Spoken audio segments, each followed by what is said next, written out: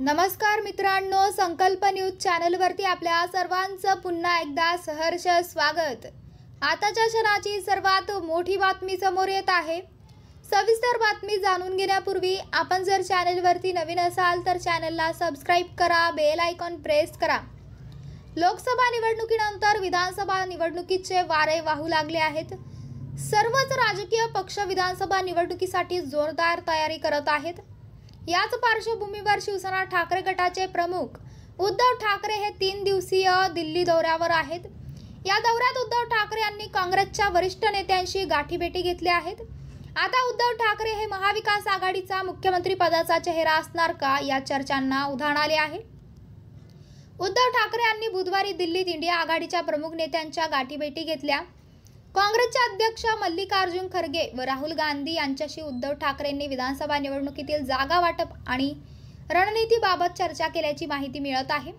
तर उद्धव ठाकरे यांनी काँग्रेसचे प्रभारी रमेश चेन्निथला यांची देखील भेट घेतली आहे। यामुळे महाविकास आघाडीच्या मुख्यमंत्री पदाच्या चेहऱ्याबाबत चर्चा राजकीय वर्तुळात रंगली आहे। बुधवारी झालेल्या पत्रकार परिषदेत उद्धव ठाकरे यांनी म्हटलंय की महाराष्ट्राला लुटणाऱ्या महायुतीचा पराभव करणे हाच प्रमुख उद्देश आहे।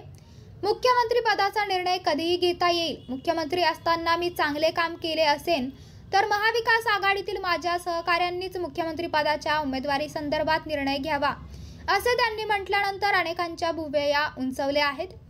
आता उद्धव ठाकरेंच्या गाठीभेटीनंतर तेच महाविकास आघाडीचा चेहरा असणार का, हे पाहणे महत्त्वाचे ठरणार आहे।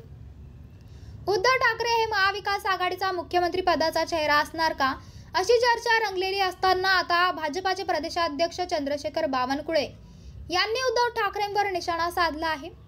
उद्धव ठाकरे हे पहिले आम्हाला चिडवायचे की तुम्हाला दिल्ली दरबारी जाऊन निर्णय करावे लागतात। आज त्यांच्यावर देखील हीच परिस्थिती आली आहे। 3 दिवस दिल्लीत जावे लागले आहे। अपॉइंटमेंट घेऊन मुख्यमंत्री पदासाठी याचना करावी लागते। तरी इतर 2 मित्र हे सांगायला तयार नाही की हेच मुख्यमंत्री असतील। मला त्यांच्याबद्दल सहानुभूती वाटते, असा टोला त्यांनी यावेळी उद्धव ठाकरेंना लागवला आहे। तर मित्रांनो, आपल्याला काय वाटतंय, आपली प्रतिक्रिया आम्हाला कमेंट बॉक्सच्या माध्यमातून नक्कीच कळवा। आणि चॅनलला आणखीनही सबस्क्राइब केलं नसेल तर चॅनलला सबस्क्राइब करा, बेल आयकॉन प्रेस करा, जेणेकरून असेच नवनवीन व्हिडिओ व चालू राजकीय घडामोडी सर्वप्रथम आपल्याला या चॅनलवरती बघायला मिळतील। भेटूयात पुढच्या व्हिडिओस, तोपर्यंत धन्यवाद। जय महाराष्ट्र।